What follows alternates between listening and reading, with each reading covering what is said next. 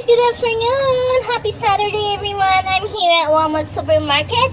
At nandito nga ako at bumili ako ng roast chicken guys at pipino. Partneran natin ng ano daw to guys prutas daw to guys, hindi daw to gulay guys. Kaya kainin natin to guys dahil masarap at masustansya to guys.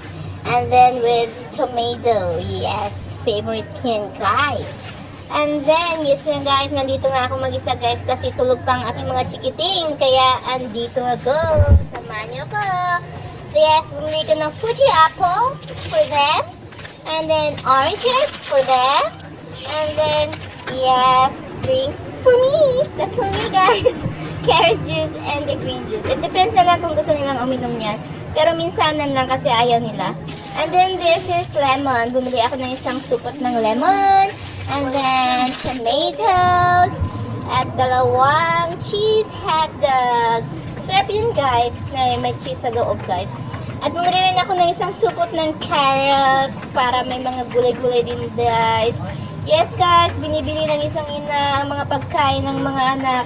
Makakain lang ang mga anak guys. Kahit walang kainin ng isang ina guys. Basta ang mga anak may makain lang guys. Kaya siguro 90% or 100%, maybe 99% sa kanilang lahat to guys yung binibili ko guys, binibili ko grocery ko guys. Kasi ako naman guys, wala akong pili sa pagkain.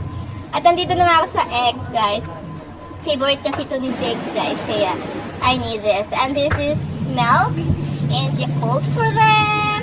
And then Jello, and then this one is spaghetti meatballs.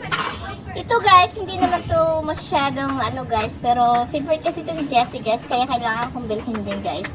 And yes, nandito na nga ako sa kahera guys, kasi nagmamadali akong umuwi at baka magising ang aking mga chikiding na natutulog sa bahay.